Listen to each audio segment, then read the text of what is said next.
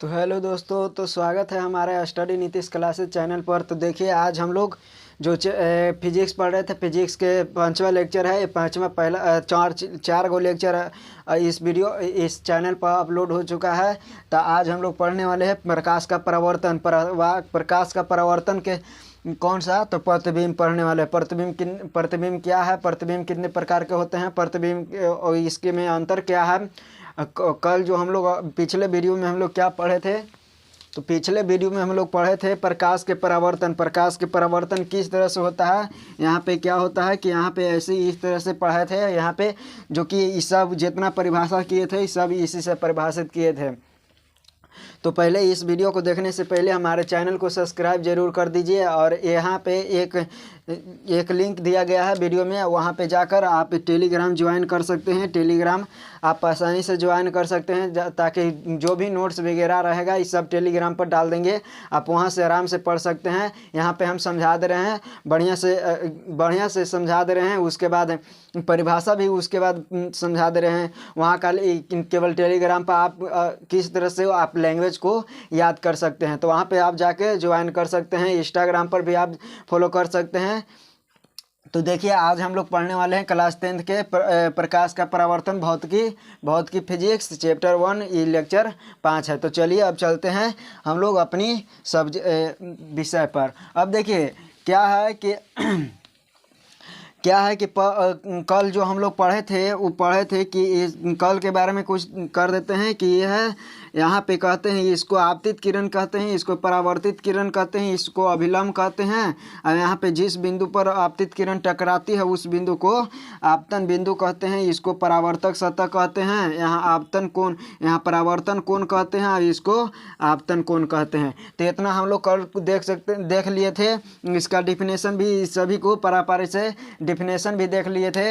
आज हम लोग केवल प्रतिबिंब पढ़ने वाले हैं, यानी प्रतिबिंब को डीपली से पढ़ने वाले हैं। तो प्रतिबिंब क्या है, प्रतिबिंब क्या है, सबसे पहले देखिए कि प्रतिबिंब होता क्या है। तो जो जैसे प्रतिबिंब कुछ नहीं है। देखिए सबसे पहले कि आपको कोई चीज़ को पता होना चाहिए कि क्या प्रतिबिंब आखिर किसको कहते हैं, उसको नज़र में यानी दिमाग में वो चीज़ आना चाहिए। उसको जो रियल में हम लोग ऐसा फीलिंग होना चाहिए कि ना प्रतिबिंब हम लोग देखे हैं। उसको जो फीलिंग अगर आ गया कि नहीं हम लोग देखें, तो आपको समझना बिल्कुल आसान हो जाएगा। देखिए प्रतिबिंब क्या है, तो जैसे देखिए यहाँ पे हम लोग एक ऐनक है। यहाँ पे देखिए, यहाँ पे जो ऐनक है, यहाँ पे देखिए सबसे पहले कि ये क्या है, यहाँ पे दर्पण है। ये दर्पण में देखिए किस तरह से यहाँ पे प्रतिबिंब बन रहा है। देखिए यहाँ पे प्रतिबिंब बन रहा है। तो जो हमको प्रतिबिंब यहाँ पे दिखाई दे रहा है प्रतिबिंब, तो देखिए जो प्रतिबिंब बन रहा है इसी को क्या कहते हैं, प्रतिबिंब कहते हैं, जो डुप्लीकेट है। अब देखिए प्रतिबिंब, सबसे पहले कि प्रतिबिंब का परिभाषा क्या होता है। प्रतिबिंब का परिभाषा क्या होता है, तो किसी बिंदु स्रोत से आ रही प्रकाश की किरणें दर्पण से, जब किसी बिंदु स्रोत से आ रही प्रकाश की किरणें दर्पण से परावर्तन होकर जिस बिंदु पर मिलती है या मिलती हुई प्रतीत होती है, उसी को कहते हैं प्रतिबिंब। उसी को क्या कहते हैं, प्रतिबिंब कहते हैं। जैसे देखिए प्रतिबिंब, यहाँ पे कोई दर्पण है, मान लेते हैं कि यहाँ पे हम लोग समतल दर्पण को नहीं लेते हैं, ले लेते हैं किसको, तो हम लोग ले लेते हैं एक दर्पण ले लेते हैं किसको, तो यहाँ पे लेते हैं उत्तल दर्पण को। तो उत्तल दर्पण को लेते हैं, तो अब देखिए किस तरह से इसमें प्रतिबिंब बनेगा। प्रतिबिंब इस पर किस प्रकार से बना होता है। देखिए उत्तल दर्पण है, ये उत्तल दर्पण है। अब देखिए यहाँ पे इसको कहते हैं प्रधान अक्ष। बताएंगे आगे जब दर्पण पढ़ाएंगे, बस इसको जस्ट आगे पढ़ाएंगे जो कि दर्पण पढ़ना है। अब देखिए यहाँ पे इसको कहते हैं प्रधान अक्ष। प्रधान अक्ष केवल अभी समझिए, इसको कहते हैं प्रधान अक्ष। अब देखिए यहाँ पे मान लेते हैं कि कोई वस्तु है, यहाँ पे क्या है, कोई वस्तु है। मान लेते हैं कि ये भी कोई वस्तु है। तो यहाँ से प्रकाश जाएगा कहाँ, तो यहाँ पे जाएगा दर्पण पर। यहाँ से जाएगा दर्पण पर। अब दर्पण पर जाएगा तो सबसे पहले क्या होगा कि तो होगा परावर्तित। दर्पण पर जाएगा जैसे ही ये परावर्तित होगा तो किधर परिवर्तित होगा तो ऊपर है, यानी दर्पण को सीधे ऐसे परावर्तित होगा। अब देखिए ये परावर्तित तो होगा लेकिन यहाँ प्रतीत तो होते रहेगा कि पीछे में ही प्रकाश आ रहा है। यहाँ प्रतीत तो होते रहेगा कि प्रकाश किधर में है जा रहा है तो प्रतिबिंब की तरह। अब यहाँ पे केवल हम लोग क्या कर रहे हैं, अब देखिए यहाँ पे होता है क्या होता है, यहाँ पे होता है मुख फोकस, इसको कहते हैं मुख फोकस। यहाँ पे कहते हैं वक्रता केंद्र, ठीक है, इसको कहते हैं वक्रता केंद्र। अब यहाँ पे सबसे पहले बात कि अब इसके अंदर भी रहता है, यहाँ पे भी मुख फोकस रहता है, यहाँ पे मुख फोकस रहता है और यहाँ पे भी यहाँ पे मुख फोकस, यानी मुख फोकस जहाँ पे ये जाएगा यहाँ पे मुख फोकस है। अब देखिए यहाँ पे मुख फोकस है, यहाँ पे भी वक्रता त्रिज्या है, अब वक्रता केंद्र है, वक्रता केंद्र है। अब देखिए यहाँ पे जब जैसे ही प्रकाश जब किसी कौची, इसका क्या परिभाषा बोले कि किसी बिंदु स्रोत से देखिए किसी बिंदु स्रोत से आ रही प्रकाश की किरणें दर्पण से ये क्या है, दर्पण से परावर्तन के बाद जिस बिंदु पर मिलती है या मिलती हुई प्रतीत होती है उसी को क्या कहते हैं, तो उसी को कहते हैं प्रतिबिंब। जैसे मिलती है यानी वास्तव में या तो मिलेगा या तो काल्पनिक मिलेगा। तो देखिए सबसे पहले कि यहाँ पे हम लोग यहाँ से मुख फोकस से गुजारते हैं प्रकाश की किरणें, तो यहाँ से जब प्रकाश की किरणें मुख फोकस से गुजारेंगे तो यहाँ से तो दर्पण से परावर्तन ये हो जाएगा, लेकिन यहाँ पे प्रतीत होते रहेगा पीछे में है जा रहा है, और जहाँ मिलेगा वही बनेगा प्रतिबिंब। तो मान लेते हैं कि यहाँ कौची बन, यहाँ पर जो है यहाँ पे जो बन गया, क्या बन गया तो प्रतिबिंब बन गया। तब यहाँ से जो यहाँ देख रहे हैं यही है प्रतिबिंब, अभी क्या है तो प्रतिबिंब है। देखिए जैसे क्या है ना कि ये जो फिगर है थोड़ा सा क्या गलती है कि उत्तल दर्पण में हमेशा क्या बनता है तो वस्तु से छोटा प्रतिबिंब बनता है। ये वो याद रखिएगा कि वस्तु से हमेशा छोटा क्यों बनेगा। तो देखिए यहाँ पे जितना बड़ा वस्तु रहेगा उतना छोटा प्रतिबिंब बनेगा, यानी काल्पनिक यहाँ पर बना जो प्रतिबिंब ये काल्पनिक बना प्रतिबिंब। अब देखिए यहाँ पे कौची अब परिभाषा क्या कह रहा था कि परिभाषा यह कह रहा था कि किसी बिंदु स्रोत से आ रही प्रकाश के किरणें दर्पण से परावर्तन के बाद जिस बिंदु पर मिलती है, अगर ये नहीं मिलता तो मिलती है या मिलती हुई प्रतीत होती है, उसी को कहते हैं प्रतिबिंब। तो ये हमारा क्या हो गया, ये हो गया हमारा प्रतिबिंब। आई होप आपको समझ में आ गया होगा कि प्रतिबिंब किसको कहते हैं। जैसे कि अभी हम भी दिखाएं कि प्रतिबिंब किसको कहते हैं, कि आप भी एक प्रकार से हमको जो देख रहे हैं मोबाइल में वो भी एक प्रकार के प्रतिबिंब है, तो आपको पता चल गया होगा कि प्रतिबिंब किसको कहते हैं, देखिए यहाँ पे जो फिगर पा रहे हैं आप समझ गए होंगे कि प्रतिबिंब, इसी केवल हम इसको समझा रहे थे कि प्रतिबिंब किसको कहते हैं, समझ में आ गया। अब देखिए प्रतिबिंब, अब इसके बाद प्रतिबिंब के प्रकार देखते हैं कि प्रतिबिंब कितने प्रकार के होते हैं। अब देखिए प्रतिबिंब कितने प्रकार के होते हैं, तो यहाँ पे लिख देते हैं प्रतिबिंब का प्रकार। तो यहाँ प्रतिबिंब दो प्रकार के होता है। प्रतिबिंब सबसे पहले दो प्रकार के होता है, पहला वास्तविक प्रतिबिंब,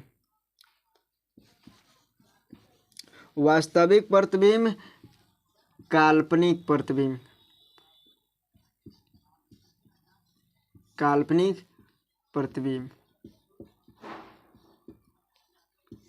यहाँ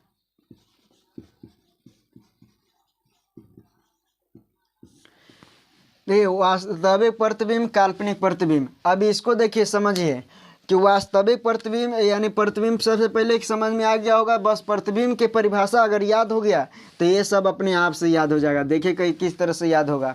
बस उसी पर आधारित है। प्रतिबिंब किसको कहते हैं?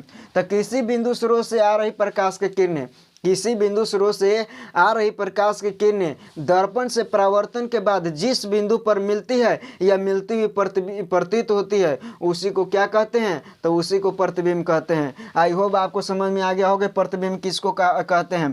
तो देखिए अब वास्तविक प्रतिबिंब किसको कहते हैं, तो बस इसी पर आधारित है। इसको क्या कर देना है, क्या कर रहे हैं कि किसी बिंदु पर मिलती है या मिलती हुई प्रतीत होती है। अगर वास्तव में मिलती है तो वास्तविक प्रतिबिंब, या मिलती हुई प्रतीत होती है तो काल्पनिक प्रतिबिंब। बस इतना डिफरेंट है। अब देखिए वास्तविक प्रतिबिंब किसको कहेंगे, तो वैसा प्रतिबिंब जो किसी बिंदु स्रोत से आ रही प्रकाश की किरणें, किसी बिंदु स्रोत से आ रही प्रकाश की किरणें दर्पण से परावर्तन के बाद जिस बिंदु पर मिलती ही वास्तव में मिलती है, वास्तव में मिलती है, उसी को क्या कहते हैं? वास्तविक प्रतिबिंब। अब काल्पनिक प्रतिबिंब किसको कहेंगे, कि किसी बिंदु स्रोत से आ रही प्रकाश की किरणें दर्पण से परावर्तन के बाद जिस बिंदु पर मिलती हुई प्रतीत होती है, वास्तव में नहीं मिलती है, मिलती हुई केवल प्रतीत होती है, केवल हम अनुभव कर सकते हैं कि नहीं वो मिल रहा है, कहीं ना कहीं जाके मिल रहा है, तो उसी को क्या कहते हैं? काल्पनिक प्रतिबिंब। देखिए इसको फिगर अगर पाएंगे तो किस प्रकार से पढ़ाएगा। देखिए सबसे पहले कि क्या है, तो यहाँ पे जब भी बनेगा वास्तविक प्रतिबिंब बनता है, तो जब भी बनेगा तो क्या किस में बनेगा, तो वास्तविक प्रतिबिंब जो भी बनेगा तो अवतल दर्पण में बनेगा।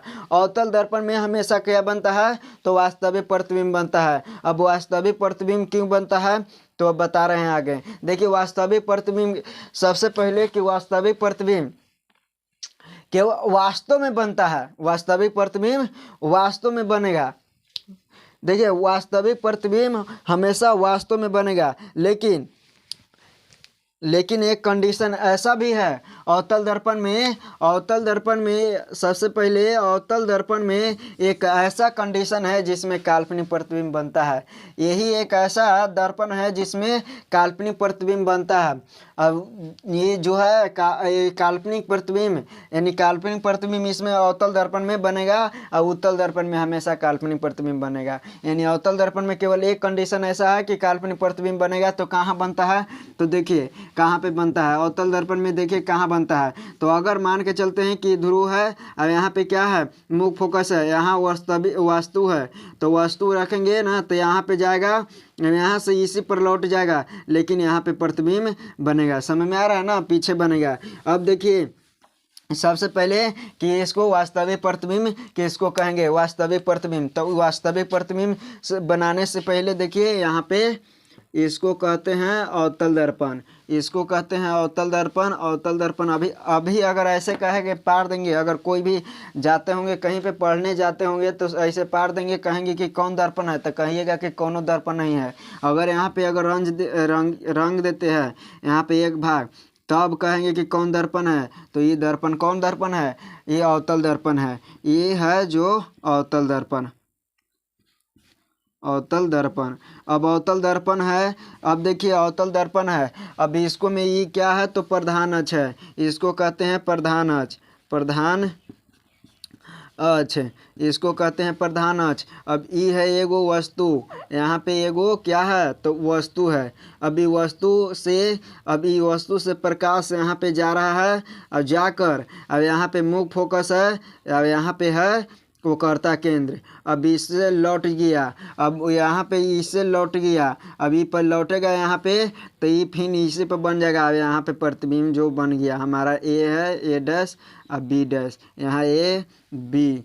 तो देखिए यहाँ पे वास्तविक में दर्शाया गया है कि नहीं। अब यहाँ से प्रकाश निकल रहा है, यहाँ से लौट रहा है, इसको यहाँ से निकल रहा प्रकाश मुख्य फोकस से। सबसे पहले कि इसको तनि सा परिभाषित करना क्या है कि तनि सा खाली याद करने पड़ेगा, ऐसे कोई चीज़ याद करने पड़ेगा नहीं। इसमें सबसे पहले कि आपको दर्पण की जानकारी होना चाहिए, जो कि हम आगे पढ़ाएंगे। बस इसके अगले वीडियो में या अगले वीडियो में नहीं, ये पंचमा वीडियो है, तो अगर छठा वीडियो में नहीं पढ़ाते हैं तो सातवां वीडियो में ये ज़रूर पढ़ाएंगे कि दर्पण क्या है, दर्पण कितने प्रकार के होते हैं। इसके बाद अब देखिए, अब ये हमेशा पूछता है कि दर्पण में प्रकाश, यानी दर्पण को एक आरेखित कीजिए कि जैसे प्रधान अक्ष के सामने वक्रता केंद्र और अनंत के बीच रखा हुआ वस्तु है तो उसका प्रतिबिंब कहाँ बनेगा, ऐसा पूछता है। किरण आरेख द्वारा दर्शावेला रहता है। तो हम इस सभी को बारी बारी से बताएंगे। तो सबसे पहले देखिए यहाँ पे क्या है, एक अवतल दर्पण है। इसको कहते हैं, क्या कहते हैं, तो मुख्य फोकस कहते हैं। इसको वक्रता केंद्र कहते हैं। यह है वस्तु जिसको यू से डिनोट करते हैं। यहाँ पे ध्रुव है जिसको पी से सूचित करते हैं। यहाँ पे दर्पण है, मिरर करते हैं। देखिए अब इसको क्या कह दें कि अब यहाँ पे वास्तविक प्रतिबिंब हम समझाना चाहते हैं कि वास्तविक प्रतिबिंब किसको कहते हैं। तो किसी बिंदु स्रोत से, देखिए किसी बिंदु स्रोत से आ रही प्रकाश की किरणें दर्पण से परावर्तन के बाद जिस बिंदु पर वास्तव में मिलती है, तो देखिए यहाँ पे वास्तव में मिल रहा है ना जी, यहाँ पे वास्तव में मिल रहा है, तो इसी को कहते हैं वास्तविक प्रतिबिंब। जो यहाँ पे प्रतिबिंब देख रहे हैं यह है वास्तविक प्रतिबिंब। और इसमें क्या होता है, तो जो अभी फिगर पढ़े थे इसके जस्ट पीछे, तो वही होगा इसका फिगर। अब देखिए यहाँ पे है, यहाँ पे क्या है, तो उत्तल दर्पण है। उत्तल दर्पण यहाँ पे है। अब उत्तल दर्पण में देखिए यहाँ पे क्या हो गया, यहाँ पे मुख्य फोकस हो गया, यहाँ पे भी मुख्य फोकस हो गया। अब यहाँ पे भी सी हो गया। मुख्य फोकस नहीं भी दे सकते हैं तो कोई दिक्कत नहीं है, मुख्य फोकस इधर दे दीजिए। अब यहाँ एक मान लेते हैं कि एक वस्तु है और यहाँ से प्रकाश निकल रहा है। अभी प्रकाश निकलेगा, अब यहाँ जाएगा, अब फिर यहाँ पे मुख्य फोकस से गुजरेगा, अब फिर यहाँ से यहाँ जाएगा, यहाँ पे मुख्य फोकस से गुजरेगा। अब देखिए यहाँ पे जो हम लोग केवल कल्पना कर रहे हैं कि यहाँ पे प्रतिबिंब बन रहा है। अब यहाँ पे क्या बन रहा है, प्रतिबिंब बन रहा है। समझ में आ रहा है ना। तो यहाँ पे हम लोग केवल कल्पना कर सकते हैं कि यहाँ पे प्रतिबिंब बन रहा है, लेकिन वास्तविक में नहीं बन रहा है। केवल हम लोग कल्पना कर रहे हैं कि यहाँ पे प्रतिबिंब बन रहा है। तो देखिए इस सबसे पहले कि इसका परिभाषा क्या होगा कि किसी बिंदु स्रोत से आ रही प्रकाश की किरणें, किसी बिंदु स्रोत से आ रही प्रकाश की किरणें दर्पण से परावर्तन के बाद जिस बिंदु पर मिलती हुई प्रतीत होती है उसे क्या कहते हैं, उसी को कहते हैं काल्पनिक प्रतिबिंब। उसी को क्या कहते हैं, काल्पनिक प्रतिबिंब कहते हैं। यहाँ देखिए यहाँ वास्तव में मिल रहा है, यहाँ केवल कल्पना कर रहे हैं कि मिल रहा है, तो इसी को क्या कहेंगे, तो वास्तविक प्रतिबिंब। इसी को क्या कहेंगे, तो काल्पनिक प्रतिबिंब कहेंगे। आपको समझ में आ गया होगा। अब देखिए यहाँ पे, अब यहाँ पे क्या हो गया कि प्रतिबिंब, अब ये दोनों में अंतर अगर लिखेला रहेगा तो क्या लिखेंगे, सबसे पहले कि इसमें अंतर लिखेला रहेगा कि वास्तविक प्रतिबिंब क्या कहेंगे, किसको कहेंगे, और काल्पनिक प्रतिबिंब किसको कहेंगे। तो देखिए किस तरह से लिखाएगा।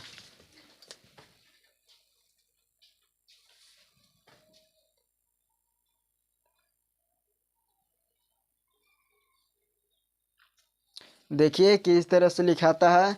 तो वास्तविक प्रतिबिंब सबसे पहले किसको कहेंगे और काल्पनिक प्रतिबिंब किसको कहेंगे, यह आप समझ गए होंगे। अब देखिए वास्तविक प्रतिबिंब किसको कहेंगे और काल्पनिक प्रतिबिंब में अगर कहेगा कि 5-5 अंतर लिखे तो आप किस तरह से लिख सकते हैं, तो आप हम बता रहे हैं, आप उसी प्रकार से लिखेगा। ऐसे हम टेलीग्राम पर डाल देंगे, वहाँ से आप इसको देख सकते हैं बढ़िया से बढ़िया से आप देख सकते हैं।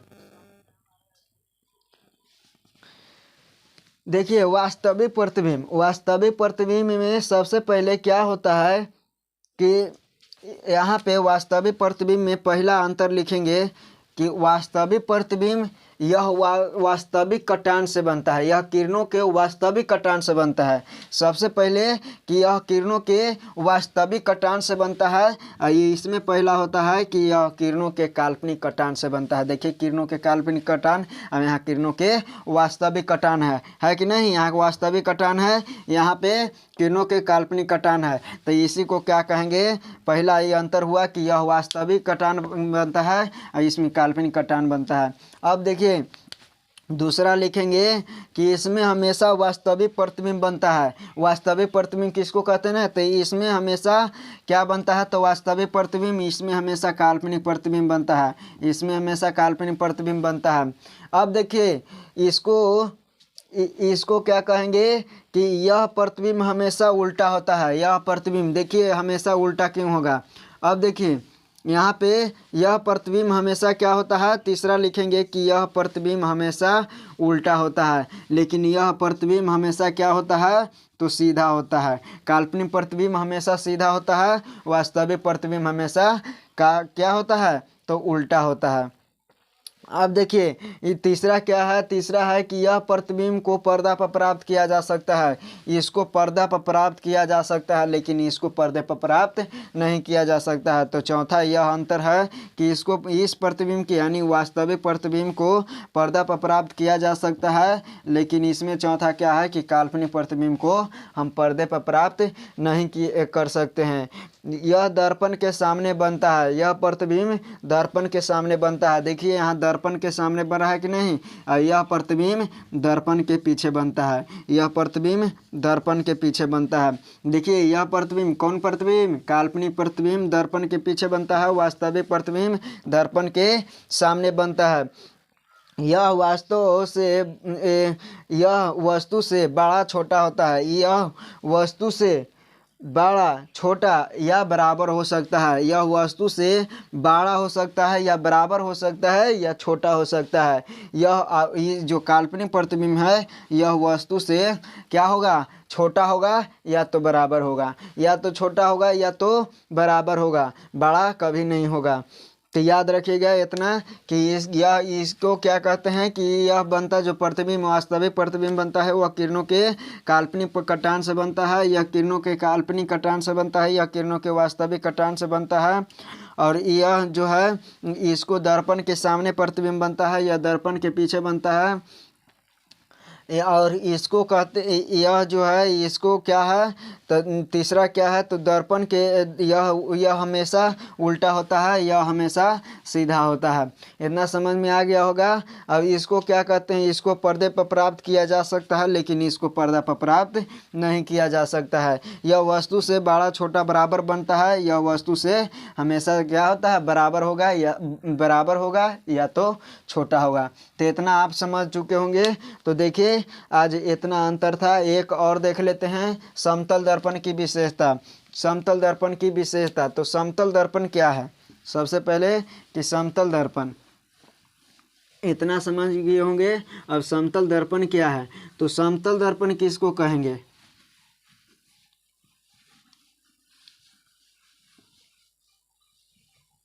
समतल दर्पण, तो समतल दर्पण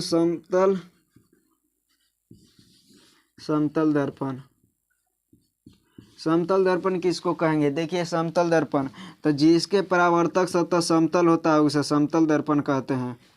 जिसके परावर्तक सतह समतल होता है उसे समतल सतह कहते हैं, समतल दर्पण कहते हैं। अब परावर्तक सतह मतलब क्या होता है, तो परावर्तक सतह जैसे पीछे वाला सतह देख रहे हैं यहाँ पे, ये दर्पण जो है इसके परावर्तक सतह, इसके नहीं, जो ये दर्पण लोक रहा है ना, ये दर्पण के पिछले जो साइज है इसी को क्या कहते हैं, समतल दर्पण। तो ये हमेशा क्या है, तो ये समतल दर्पण है, जो जिससे हम लोग मुंह नाक ऐनक में देखते हैं उसी को कहते हैं समतल दर्पण। तो उसमें हमेशा क्या बनता है, तो काल्पनिक प्रतिबिंब बनता है। अब इसके विशेषता पर देखते हैं, बात करते हैं।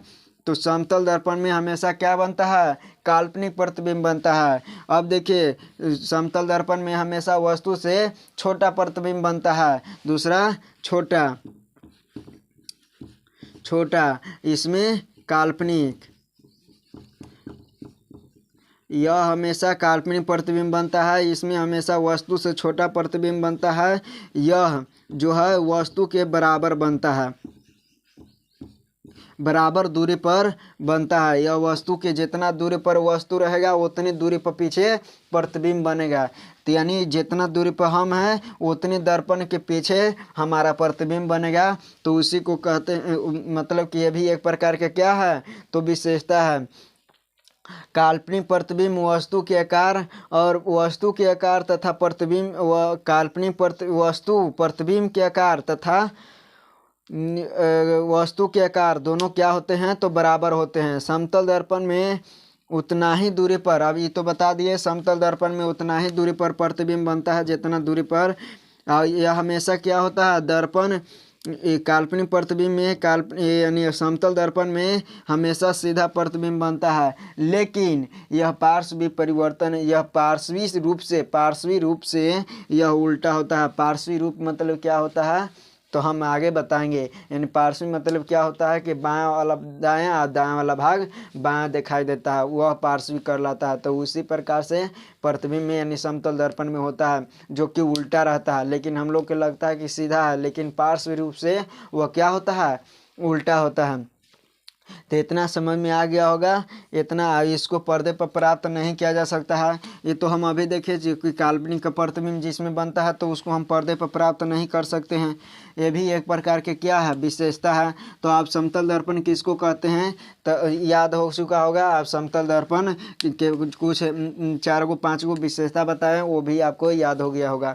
तो अगले वीडियो में हम लेके आएंगे दर्पण, उसके बाद लेके आएंगे दर्पण से रिलेटेड देखेंगे कितने प्रकार के होते हैं। तो आज के लिए फ़िलहाल इतने, मिलते हैं अगले वीडियो के साथ।